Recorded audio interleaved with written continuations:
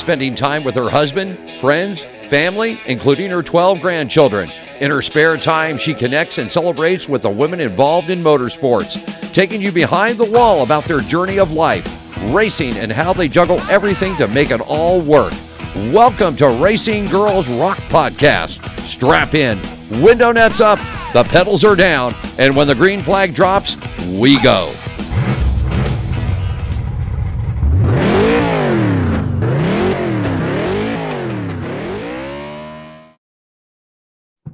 Hello, everyone. This is Melinda Russell with Racing Girls Rock Podcast. And today's episode, I'm honored to have Marilyn Dash with me as my guest.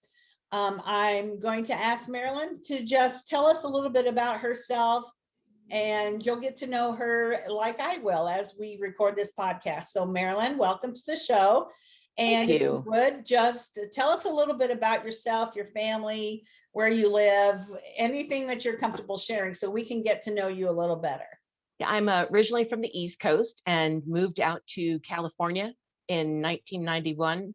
And I was in the high-tech Silicon Valley area and working in management consulting, and got bit by a motorsport bug and ended up moving up to the northern Nevada, Reno. I live in the Reno Tahoe area right now, and it's beautiful summer spring day here, and we love it. My husband is up here with me. We have 4 rescued cats and 1 rescued dog who is my assistant, who's always in my office with me.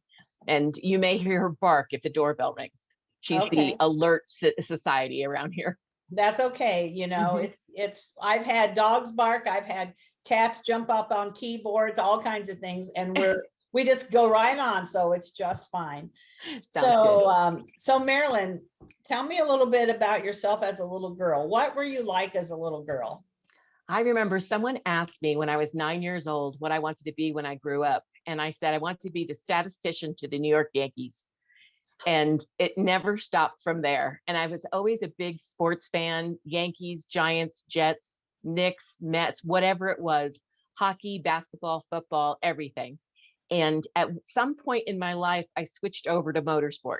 And but my dad actually built us a little go-kart track when I was real little, and it kind of got me. So it never stopped from there. It absolutely gets in your blood. I mean, it does. We know that to be a fact, because everybody you talk to that loves racing will tell you the same thing, that it gets in your blood. And so, I mean, I love all kinds of sports as well. I'm a big football fan as far as and especially college sports, but nothing replaces racing. So we're together on that. So you got interested in racing. You went on a go-kart track as a little kid. So tell us a little bit about how you're involved in racing now, and how did you get there? Well, it's an interesting story. So on my 37th birthday, I had started working at a local aviation museum called Hiller Aviation Museum in San Carlos, California. And I was volunteering there and working with Mr. Hiller, who's the namesake of the museum. And he kept bugging me about getting my pilot's license. I'm like, oh, one of these days. And on my 37th birthday, he was like, today is one of these days, let's go. And I walked over to the local flight school and started getting my pilot certifications. Then a woman who owned my flight school at the time, her husband raced at the Reno Air Races, the national championship air races in the Reno, Nevada area, which is where I live now. And from that moment to the time I started racing was less than 4 years. Wow. Yeah, it went pretty quickly, but I sat in the stands that first day and went, I want to do that. And that's all it took. And so now I've been involved in air racing now since 2003 was when I started racing. And I raced in the biplane class. Right now we have 7 classes: International Formula One, biplanes, T6, Sport, Jets, Unlimited, and what we call stole drags, which are super interesting. And I'll give you some websites that you could share with people so they could see some of the videos, etc. But I was in the biplane class for 15 years and Since then, I have started doing the announcing. We do a live feed. So I do the announcing from the races, either in person there or on the live feed that goes over to the TV and computers and things. So people all over the world know my voice, and which is a funny story I'll get to later. And then I also am on the board of directors for the International Formula One, and we're trying to expand air racing beyond just the Reno area. We have done races in Tunisia, Spain, China, Thailand, and the USA in the past, I think it's 7 years. And we're working on putting together an entire 12 location circuit coming up in the next couple of years. So, and these are, they're the little ones. It's the midgets. They're 100 horsepower, tiny little airplanes. All of them come apart. Their wings come off.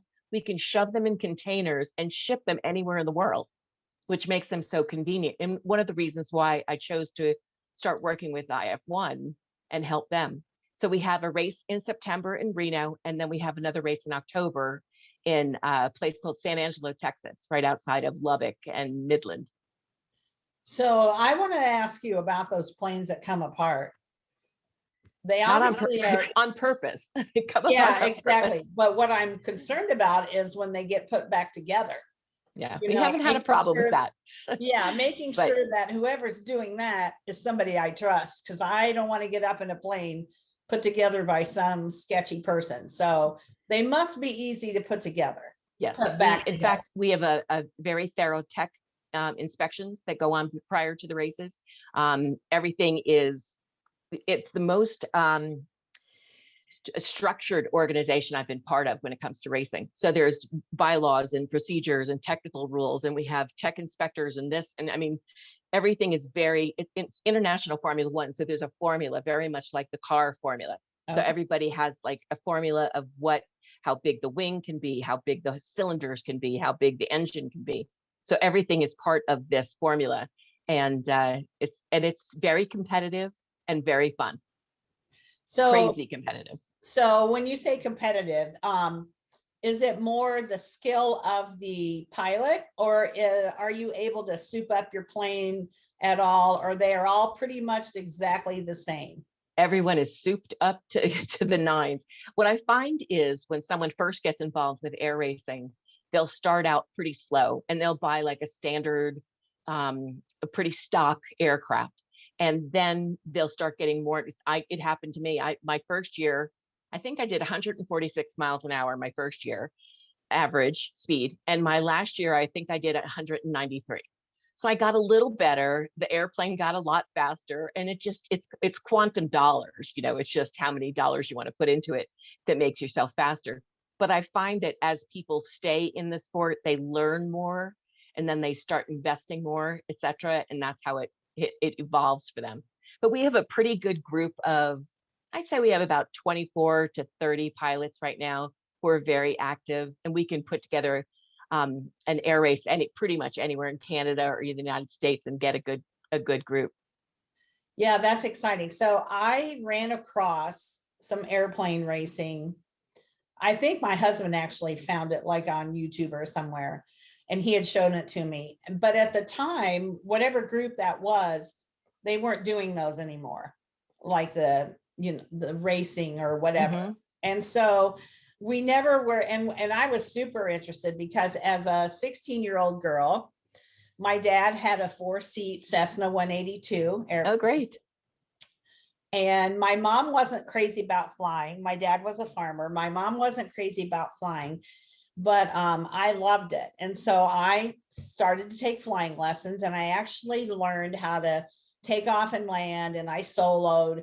And then through some things where I was taking the classes, the teacher left and the school shut down. So I never went any farther with it, but at least I did that much. And if something would have happened to my dad, I could have landed the plane, and my mom felt a lot better about that. But so I kind of have that airplane thing in my background. Yep. So I'd love to come and watch. So tell me a little bit about where can we find like schedules and I'll know that kind of thing, because even if you don't want to actually race, it'd be really cool to go watch. So yes. How would I find out about that? There's plenty of videos on YouTube as well, but the Reno air races are the ones that are coming up in September, and that air race would be airrace.org would be their website, and you could learn how to get tickets. You can read up on the 7 now classes that we have, and you could look at some photos and etc. You could also go to YouTube and look for International Formula One or IF1, and that one you could see. You could Google me. There's a couple of videos of me in my biplane racing. And there's also,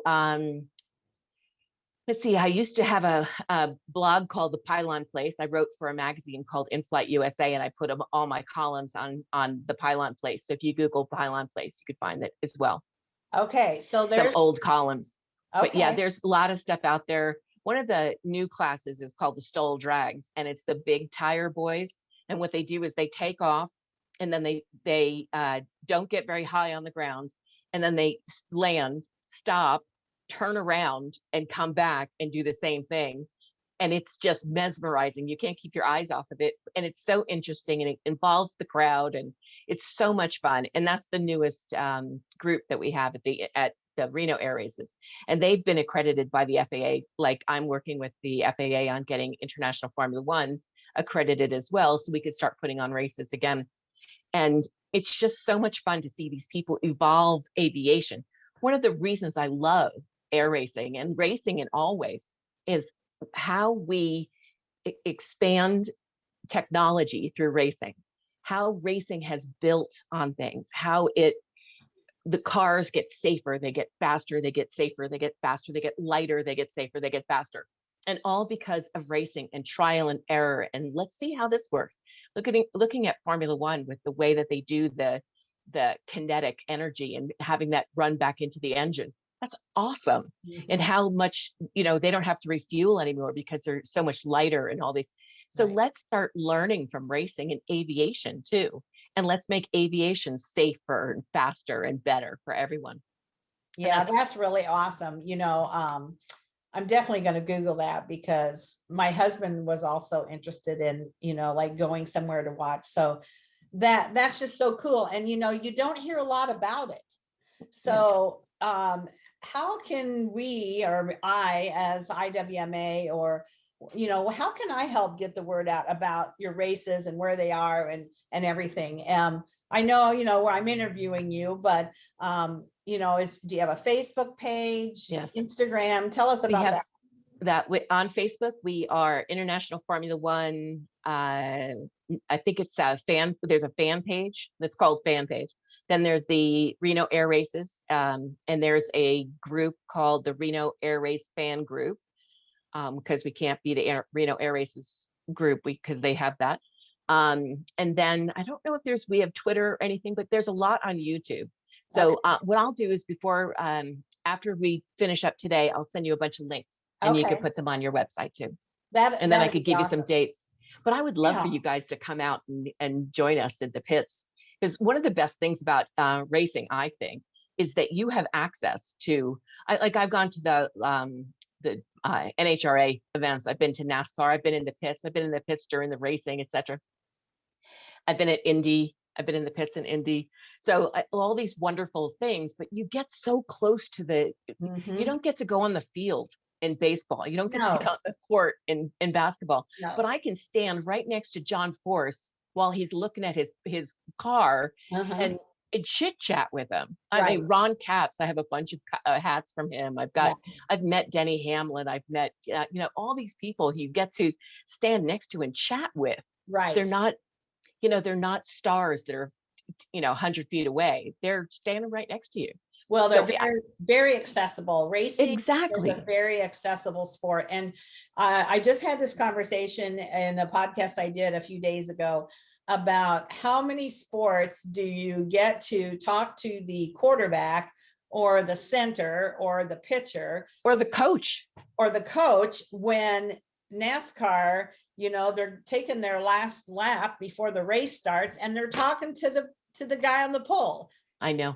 Isn't that great? We have a sport that is so people friendly, and it just gets better, and these tracks are putting in fan experiences. They're setting up events for that. In fact, you know, that's one of the things I'm working on. Last year, we were supposed to have quite a number of events at NASCAR tracks and other tracks.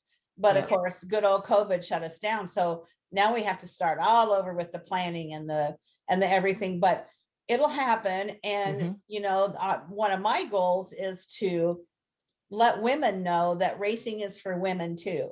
And it's not just something your husband can enjoy. And we want to get women to the tracks or to the airport, because once we do, we know that they're going to be hooked, aren't they? Absolutely. In fact, I talk to young girls in Girl Scout organizations or high schools and younger. And one of the things that I bring up to them is, you know, when I was 37 years old when I got my pilot's license, and when I bought my first airplane. And that was the first time I learned righty tighty, lefty loosey. I mean, no one ever told me this before. Right. And it was like, you know, all of a sudden the sky opened up and now I understood things better. So I learned how to change the oil in my plane and change my spark plugs and pack my bearings. It was disgusting, but I did it because I thought it would make me more knowledgeable about my racer. And I think that's one of the steps that women need to take. You know, I have a meme that I saw that it's like a girl's magazine versus a boys life versus girls life. And it was like dolls and makeup and blah, blah, blah. And boys were mechanical this and make your own computer. And we need to mesh, like we need to do a little make your own computer and learn mechanical things for women too. So I wish that, you know, maybe shop classes came back and girls weren't afraid or turned off by it, because it's valuable no matter what. Knowing how to change your tire could save your life. It's not a bad thing. So I just wish that it didn't have this dirty connotation, like, oh, I'm going to get my hands dirty. Like I get my nails done. Your nails look beautiful. We could still have beautiful nails, right, and still be able to maintain our engines, you know, and our mechanical things. You know, it's funny you said about shop, because when I was in high school, I graduated in 1974. I'm 65 years old. I'm not afraid to tell anybody. But we had I'm right behind you, girl. So we had a semester of welding, a semester of like where we had wood and we built birdhouses or whatever. And a semester of like mechanical, like changing your tire, changing your oil. And those were really life lessons. I totally agree.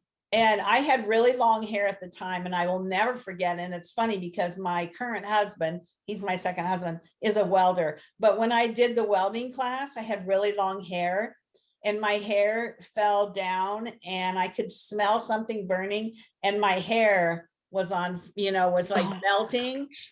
And so I had to have my hair cut. I'll never forget it. It's like it was yesterday. I was a freshman in high school, but you know, we don't offer that for our girls or encourage them as much. Where, you know, I love seeing girls interviewed on TV or whatever that say, I want to be a scientist, I want to be an astronaut, I want to be a whatever, that are things that are typically men jobs. In the past, in the 70s, it would have been a guy job. A woman wouldn't have ever thought about doing some of these things. And now you go to the racetrack and there are women driving, there's women tire changers, there's women doing every kind of job. Right. And that's why I love these podcasts, because women are doing things that are out of the norm. And it's encouraging to, especially younger women who are still not sure what they want to do. And they see Marilyn Dash is racing an airplane. Oh my gosh. I want to. And I still have big hair and I still have pretty nails. You know, but you could you could do anything. You can do anything. So tell us about your airplane. So what I was going to tell you, a quick story, is that this organization would bring in, the National Air Racing Organization would bring in these young kids, elementary and middle school kids, and the teachers would come up with a questionnaire and they would have to go up to everyone and ask them questions to get them to talk to the pilots and the crews and ask them questions about the planes. And whoever answered all the girls that were there, whoever answered the most questions, I would give them an aviator Barbie. So it was either a Air Force Barbie or a barnstorming Barbie, but it was an aviation or an astronaut Barbie, Thunderbird Barbie. So some kind of a Barbie doll that was aviation themed. And someone who was over in Germany, and they found him in the PX there, and he used to ship them back for me because they were hard to find here in the States. But I had a whole box of them, and I gave them out to little girls all the time. And I'm like, tell me that you want to be a pilot. Tell me you want to be an engineer. Tell me you want to be a race car driver, and you get a free doll, Yeah. But I wanted them to know that you don't have to just be, pretty Barbie. You could be pretty Barbie and have a function too. So, and back when I was a little girl and I had the original Barbie, which I wish I still had, but there weren't all those occupation Barbies, right? Like have been in the last, like my daughters are in their 30s, and even my oldest daughter who's in her 40s, they had those like, nurse Barbie and Dr. Barbie, and they started coming out with all those. Yeah, but I've never seen any of the aviation ones. Those would be awesome. I'm gonna have to Google and see if I can find one. Yeah, they're really cool. You'll probably find some on eBay once in a while. Yeah. But so my race plane was a Pitts Special, Pitts Pitts Special S1S, and it was it's biplane, single seat, 360 horsepower, little red darling. I'll send you a picture of it. And like I said, she started going from 146 miles an hour to 190. Let's say 193. I think was my top speed. And I started out my first year, I had a young kid from the airport kind of helping me out. By the time I left, at racing, I had a wonderful crew that works so hard for me year round. They're dedicated. They're friends forever. I know their wives and families and everything now, but we all kind of grew together and learned together how to make my airplane faster and things. And it was just and they've just been awesome to me over the years, and vice versa. I've done some great things for them as well. So I mentioned to you prior to us getting on the call that I met Jack Roush through air racing. He's, he has a P-51 Mustang. So he was making parts for the Mustangs there, and he would come to the Reno air races, and I got to know him quite well. And he would invite us to come to some of the races. And I invited my crew to come to the races with me and sit in the pits. And they're like, we love you for the access. I mean, how would they have ever gotten in the pits of a NASCAR race in Phoenix or at Sears Point or something like that? So we do what we do. Exactly. And, my husband and I tend to love sitting in the pits in the infield to watch the races. In Daytona, we have sat in the grandstand, but we won't probably ever sit in the grandstand again, because after sitting in the infield, you've got a huge screen, and yet you can look either direction and see the race cars. You can smell everything. You can hear everything, but you have a huge screen. You have all the replays and all that. And then you have the fun of all the people in the infield. And so we had, I absolutely love the infield I liked Sears Point because it was the road course. So it was so different. And then we went to Phoenix one year, and it's the shortest course I've ever seen. It's probably not the shortest in NASCAR, of course, but it was like, there he is. But it was so short that we were like, wow, this is such a tiny course. So we enjoyed that one. And I met some other women there that go to air races all over the country together. And one lives in upstate New York. The other one lives in Arizona, and they just meet and go to these races together. And they're so much fun. So I've had such a great time getting to know people at the races, and you just talk to everyone because you have something so in common. Right. And the air racing for me, I have like a whole new, we call ourselves the September family. I have a whole new group of people that I never would have met before. Right. Without air racing, I never would have met Jack. Without air racing, I would have not met 1,000 of my friends, that I'm so close with now. It's really changed my life in a lot of ways. Yeah. Oh, it absolutely does. I can't even begin to list, and you included, the number of women that I have met that have amazing stories. And you wouldn't think that just doing a podcast makes you friends, but it really does. It does. And then you're like, oh, hey, Melinda, I'm going to be at the race in Phoenix. I'm pretty much always at the race in Phoenix because we're there in the winter, and my daughters live there. And so it's always a good excuse to go to Phoenix. And Phoenix has done amazing things with their infield. I don't know how long ago you were there, but I absolutely love going to Phoenix. It's one of my favorite tracks. And there's a lot of tracks I haven't been to yet, but they're on my bucket list. I have to say the worst part about Phoenix track was the parking. Yeah. That's the worst part about a lot of these tracks. Indy was terrible with parking too. It is, but I think it's a lot better. I mean, I don't, because of my back and everything, I don't like to walk really, really far, and I have arthritis in my knee. I'm getting old, but it's not as bad as it used to be. And they've just done so many good things, now this year, not so much. They used to have what they call the joy ride, the little golf carts, and they'd pick you up and take you. And of course, in 2020, there was none of that because of our germs, but it'll be back, and we'll be able to park wherever and go wherever we want to go. And I absolutely love the people that I've met through racing and through the IWMA. So I'm going to ask you a nosy question. You don't have to give me the exact dollar, but what does an airplane like yours cost? Very interesting question. So the one I raised, I bought for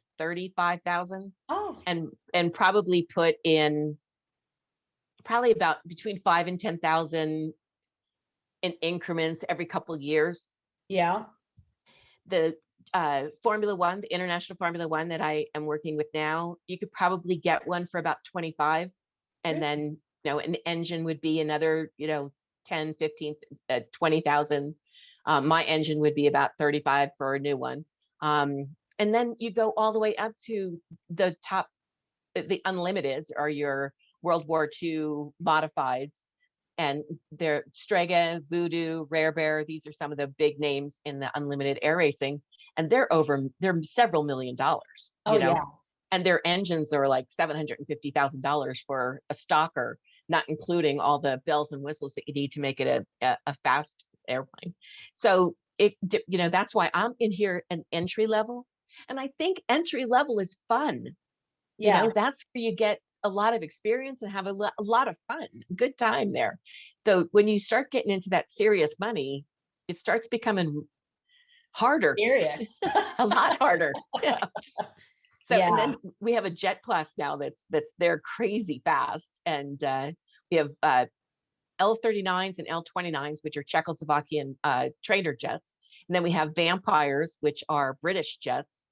So there's all sorts of funky jets that you've never seen before that you get to see at these races. And wow. A lot of we're trying to get kids involved too. Yeah. Because even you've probably seen even in NASCAR that the numbers are going down because kids rather sit home and play drones than go outside and actually watch a race. Yeah. So, we're finding the same thing. Hey, So adults are the same way. Adults would rather sit at home and watch it on TV. A lot of them too, because and here's my biggest complaint with going to the races. I don't mind paying for the ticket in to go or the weekend pass. Like I said, I upgrade and go to the infield. I don't mind paying for any of that.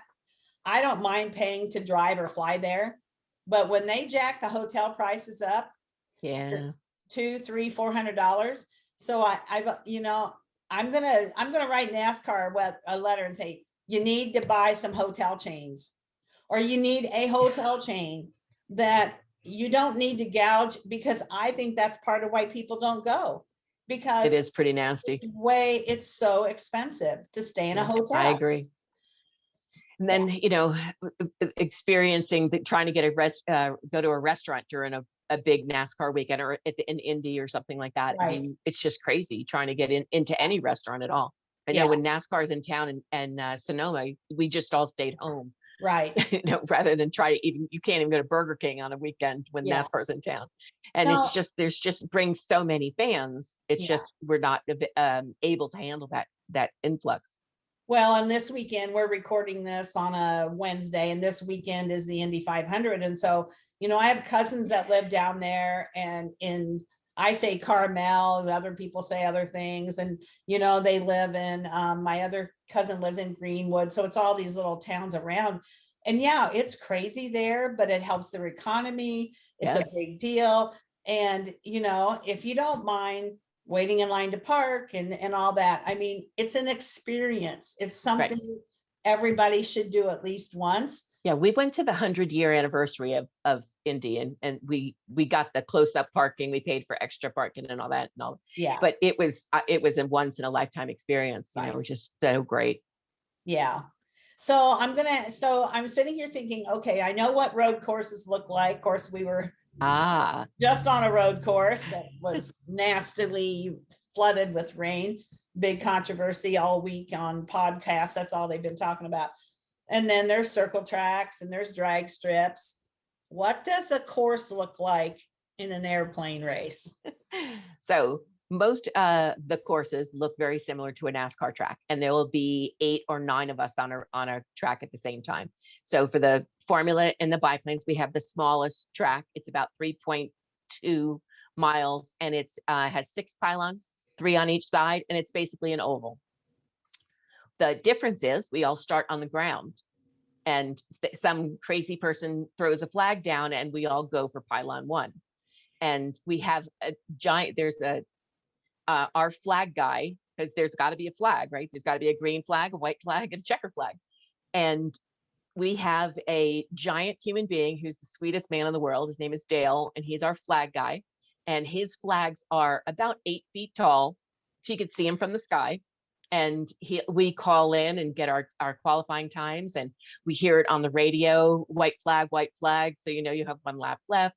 So it's all very similar to a NASCAR track, except there's 8 of us on the track and we're in the air. Okay. And passing is on the outside only. You have to keep someone in sight so we don't rub-ins racing, except in air racing. Yeah, so, wouldn't be good in an airplane to be rubbing. And then for the other classes, for the larger classes, the T6, the sports, the unlimited, and the jets, they have bigger courses. They're not ovals exactly. They're kind of oblongish circular tracks. Okay. But it's basically the same thing. The pylons are 50-foot telephone poles with 55-gallon drums on top, and they're painted different colors. So we know which pylons are ours and which pylons are theirs. Okay. It's makes perfect sense to us.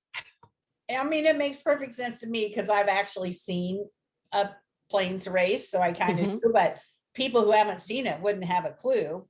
Yeah, they'd probably question my sanity too. Yeah, right. Don't tell. Yeah. I have a T-shirt that says, "Don't tell my mother I'm an air racer. She thinks I play the piano in a brothel." So. I love it. But one of the things I love about racing too is the T-shirts. You get the most amazing T-shirts. I didn't want to tell my mother I was drag racing, so I told her I was in prison. I mean, things like that are just hilarious. Yeah. With enough horsepower, anything will fly, and the pig will fly just fine, or something like that. Yeah. Just the T-shirts I've seen in especially NHRA, they usually have the funniest T-shirts there. They do. They have. But I mean, just you can enjoyable. You can find amazing shirts pretty much in any kind of racing, but yeah, we have them too there. Yeah, absolutely. So I have one that says I fly, what's your superpower? So oh yeah, I like that one. Yeah. So what's how many women are you kind of, I'm obviously probably the minority. So I actually do a presentation. Yeah, not that many, but I was number 17 that raced at the Reno Air Races. And I think we're up to 27 now that have raced since 1964. The Reno Air Race has been going on since 1964. The first woman who ever raced was a woman named Connie Marsh. Connie was about 92 pounds, 5 foot tall, tiny itty bitty thing. When she showed up to race, they weighed her and said she had to add ballast to her plane because she was so tiny. Oh, really? Yep. And some of the other guys were not as beefy either, but they got away with it because they put coins in their pockets and things and weighed themselves down when they got weighed. So, but yeah, so she was the first woman who ever crossed that line and actually became an air racer. But I do a whole presentation on it about who the women were, where they came from, and where they went after. It's fascinating. There's a woman named Bonnie Warner. She was a bobsled racer. Do you remember her that name? Many years ago, she was in the Olympics. She took her winnings from the Olympics and became a pilot. And then she ended up flying, I believe, for United Airlines, but she also became an air racer. because Really? that competitive spirit is perfect for this. It is. But now we probably have more women now racing in the air races than ever before. Yeah. And it's just, it's so nice to see that I'm not the only one out there Right. by myself. And, my first year, they bought a carton of hairspray and put it underneath my plane. And, they would tease me all the time. And I'm like, your guys got to try harder than this. I'm from New York, Yeah, exactly. You can't fluster me. So, but they tried. They tried. Mm-hmm. So, we're not 16 anymore, but you've had a lot of impact, I would assume, in not only racing, but in airplane racing.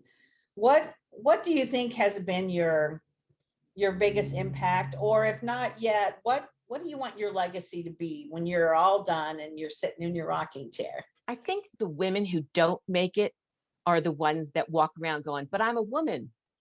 I'm special. I'm a woman. And I walked around and said, don't treat me any different than you do him. Good for you.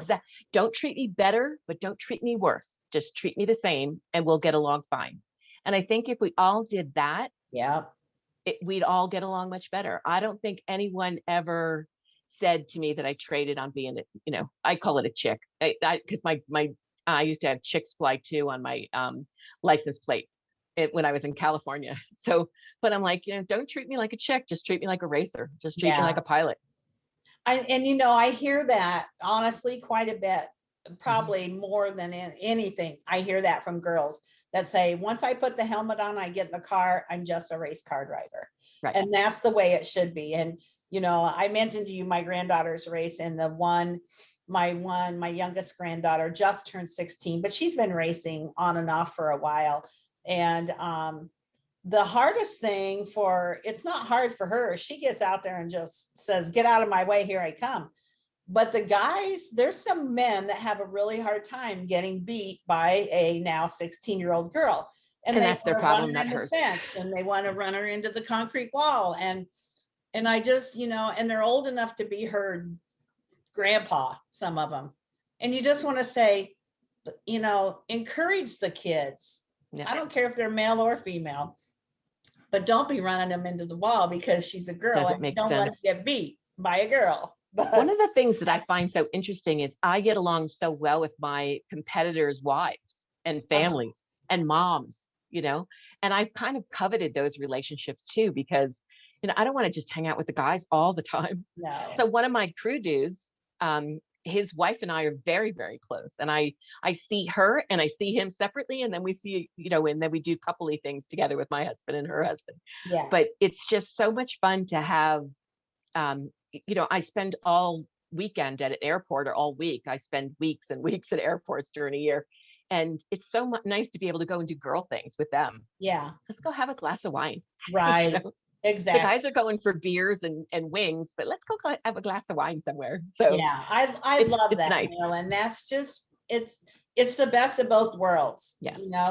You get to race and do the things that you want to do, and you still get to be, have a glass of wine and get your nails done. Right. But I also don't want them to feel threatened by me having a weird relationship with her husband.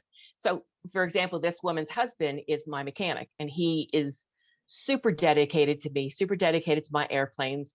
He is just one of the most amazing human beings in the world. I spend weeks with this man in a year. I don't want her to think, why is she spending so much time with my husband? Yeah.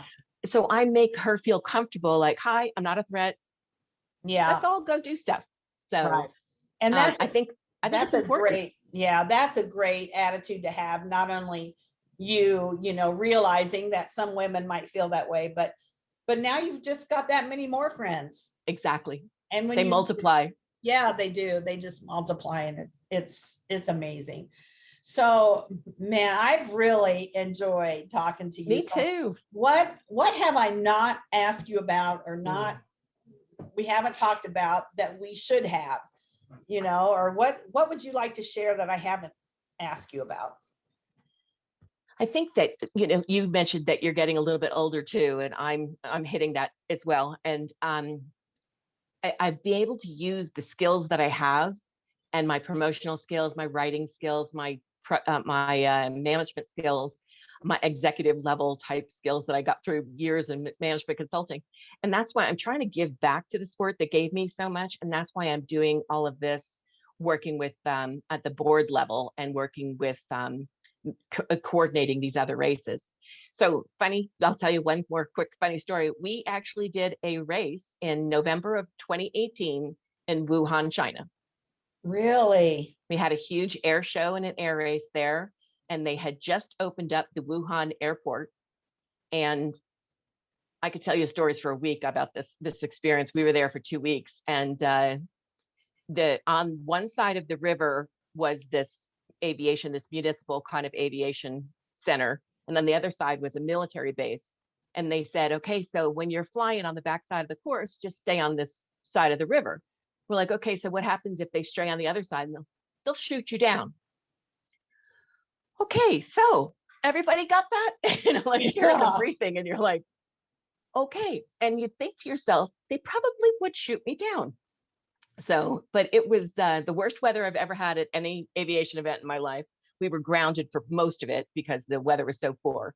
But there were people from all over the world. And because I used to be involved in the aerobatic community and the world aerobatic community, so I knew the teams from Australia and the people from Canada and the people from Italy and all these other teams that were there. So we had the best time.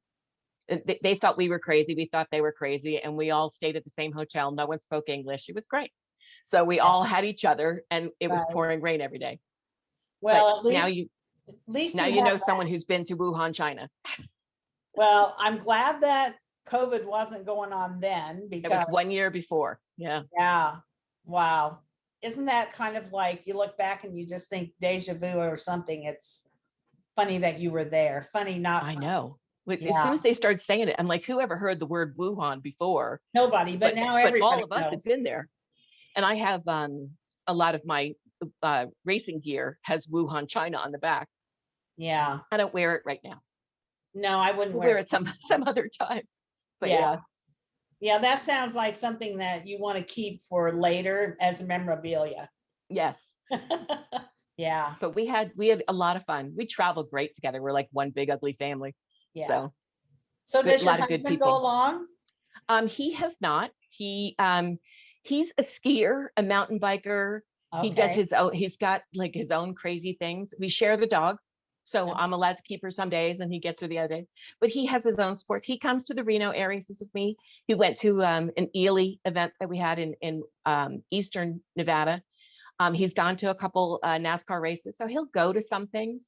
But if on the weekend, do you think he would rather sit in a lawn chair, watch me do something, or go climb a mountain? Oh, absolutely.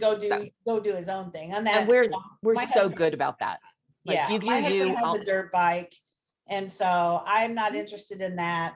He goes, when we're in Arizona, he goes rides the dirt bike and I go see my grandbabies. So Joe just got an e-bike. It's a electric dirt bike called a Suron that he is just loving. And he goes out on the dirt tracks out here. We have a lot of BLM land out here.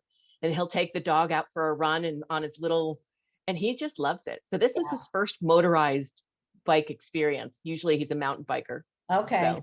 But he's getting older too.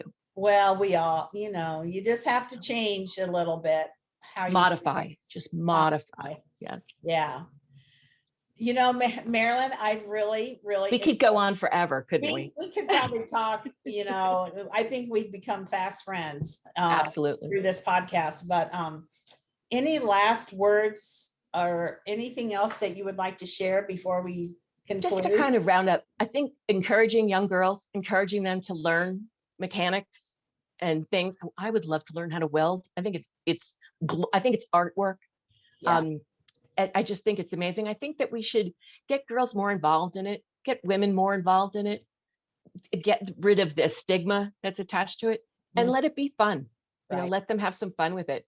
And some of them will love it and some of them won't, but who cares? The ones that do, bring them along. Right. I totally agree with you. And I love seeing girls at the track, like my friend Liz is a tire specialist for NASCAR. And she's a tiny thing and she throws those tires around like nothing. And, just to see those young gals who have such a passion for something that you just, years and years, when I was in high school, you would have never thought about being involved in racing in any capacity. And now it's more common all the time. And I love seeing that. So I do too. Yeah. I do. This weekend, I do a Indy trivia thing, and I love doing the one about who's the first woman, how many women have, and just try to get a little bit of that in there. And I'm not like some crazy woman who just pushes women all the time. I just love the sport. But I think it's interesting that we should honor and support the women who have come before us and the ones that are coming behind us too. Yeah, I agree. I'm not a woman's liber at all, but I always felt like the women didn't really get the recognition in some ways that they deserved. And also, they were treated differently, or, like, oh, well, you're into racing because guys look cute in their race suits and that, no, they're there for a reason. And it's not because guys look cute in their race suits. And so I just wanted a chance to celebrate women who they're not famous. They're not Danica Patrick. They're never going to be that, but they have such great stories, just like yours. Great stories, great encouragement for other people. And that's why I do this. And I love it. Absolutely love it. So that's great. I will see you. I'll send you a couple of things that you can add to your, and keep in touch. Let's do this again sometime. Thank you. Okay. Take care. Thank you for listening to Racing Girls Rock Podcast. Follow us on Facebook at International Women's Motorsports Association, or on Instagram and Twitter at the IWMA Nation. And if you know someone that should be on our show, drop us an email at iwmanation@gmail.com.